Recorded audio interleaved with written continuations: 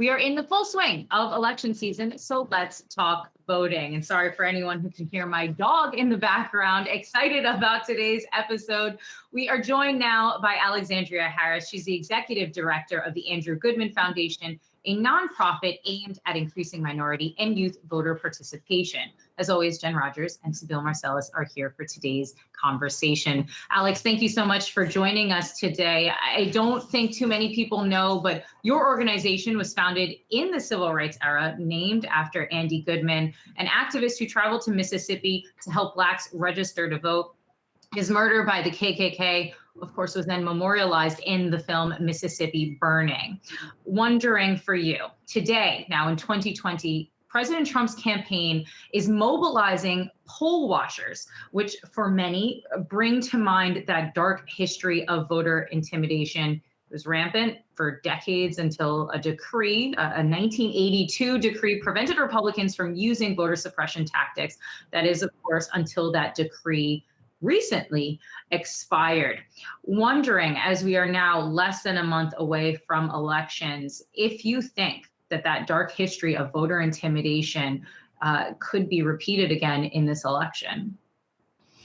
Well, first of all, thank you for having me. This is such an incredible time for our country. And so being here and having a chance to speak to your audience about voting is really important to me.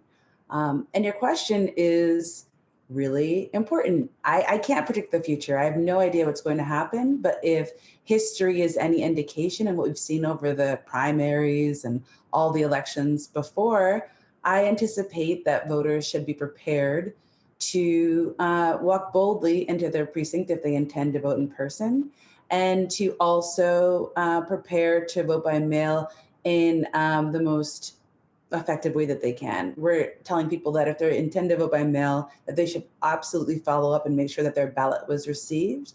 But anybody who feels comfortable going to Whole Foods, we encourage them to vote in person and to vote early. So if you can go get your groceries, then you can probably vote in person. But as far as voter suppression, we're going to experience a lot for sure. Well, over the last 2 decades, we've seen elections that are historic for a variety of reasons. The 2020 election, as many are discussing, is going to be no exception.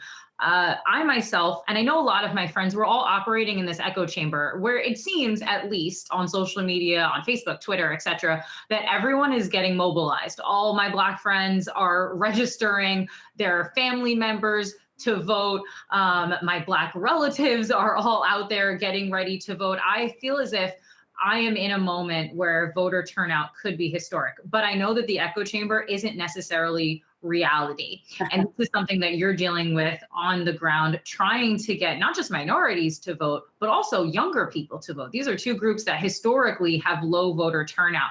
I'm wondering what the reality of this situation is, or is that echo chamber that I'm currently in, is that actually a reflection of what you are seeing on the ground?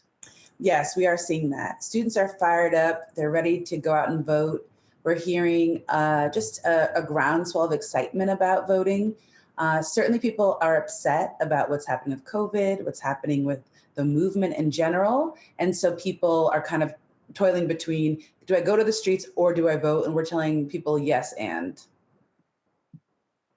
Now, Alexandria, I wanted to ask you about young voters. Do you think that they're motivated enough to go out to the polls? Because historically speaking, it's older voters that tend to show up. Younger voters talk about voting and excitement, but they don't necessarily show up in as many numbers as that. So do you think that what we've seen so far in the election and the debates, there's been enough talk of issues that actually impact young Americans? For example, the forgiveness of student loans or some kind of financial relief in that sense?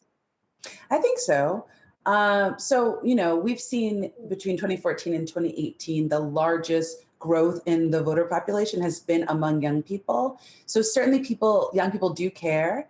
And all of these issues, climate, mass incarceration, race, equity, those are all things that young people care a lot about. And so they've heard enough. They're ready to do their part, I believe. And certainly the Andrew Goodman ambassadors are ready to go. So a lot of those ambassadors are on college campuses. Why are college campuses a place where we're seeing so much voter suppression right now? And I guess, I mean, do you, in fact, you're working on the ground, are we seeing more this election cycle, and why the focus there? I think and that's a great question. One of the things that, the fact that there's been such a doubling of the number of young people going to vote makes young people a big target for suppression. And some of our college campuses are broken into multiple voting precincts. So the gerrymandering that we're seeing in communities of color is just magnified on college campuses. So it makes it incredibly confusing. Where do I vote? How do I vote? Can I vote? And then, of course, just couple that with COVID and the fact that so many students have been displaced. So there's a real question of where they should vote. If they're initially on campus and that's where they're registered, but then they're forced out of state, that of course affects how they're going to vote. So all of these complications are only magnified if you're a student. All right, well, we will leave that there. Alexandra Harris, thank you so much for joining us on this incredibly important conversation. Alexandra Harris, Executive Director of the Andrew Goodman Foundation. Thank you. Hey investors, Zach Guzman here. Are you interested in learning more about the markets and getting the latest financial news? Well, then click right here to subscribe to our Yahoo Finance YouTube channel. Get the latest up-to-the-minute market analysis, big interviews in the world of finance, and information on how to manage your money every day wherever you are.